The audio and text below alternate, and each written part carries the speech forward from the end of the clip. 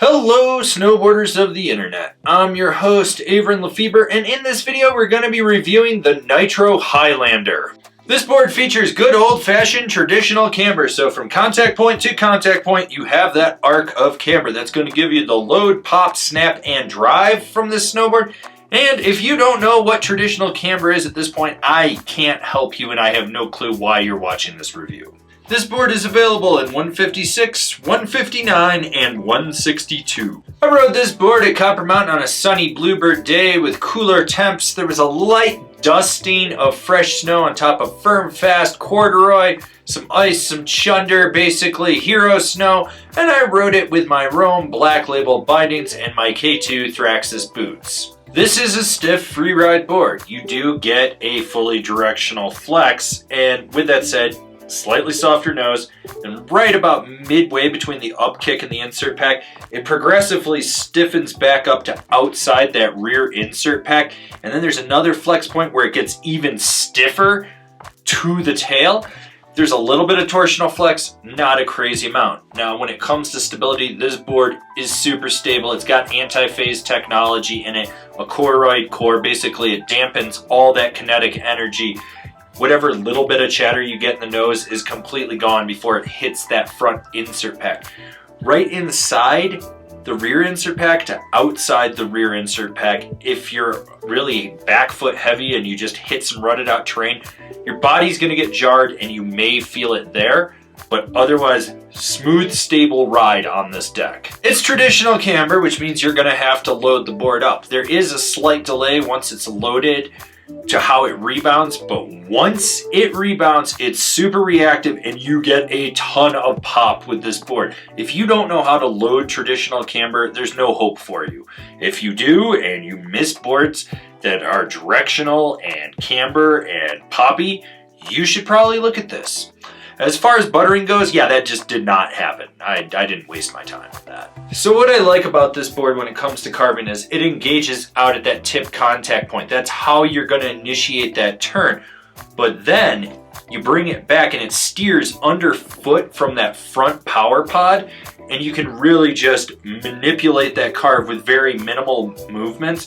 And then you pretty much drive it from the center back through the tail of this board. That's where all the power is, and you can sit on that back foot and really push it through a carve. This board cuts through everything in its path and it remains smooth and stable.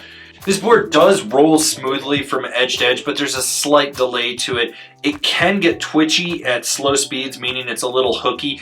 You want to make sure that you're giving this thing a little bit more speed and you're staying on edge. If you're flat basing and you're trying to skid a turn, that's when you run into problems with it. And when you try to lay a deep aggressive trench, it takes more effort. There's a lack of torsional flex. You're really just putting the whole board over there and then manipulating how it drives from your hips and down rather than just doing ankle steering with it.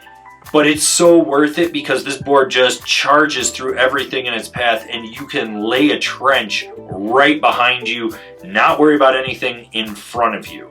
Who's this board for? The hard charging freeride guy that has a carving focus. This board isn't going to be for everyone. And for the people that it's for, they know what they're getting into. This is a hard charging, hard carving, freeride focused board. You have to bring speed and muscle to it. It's aggressive on edge. It gets a little twitchy when you're going slower and you're flat basing. It can get hooky under that rear foot power pod. You need to be aware of that. But if you are, and you understand that you have to go faster, you have to manipulate it a little bit harder from the middle of the board back through the tail, it's fine. This board is smooth and stable. It's a great board for who it's for.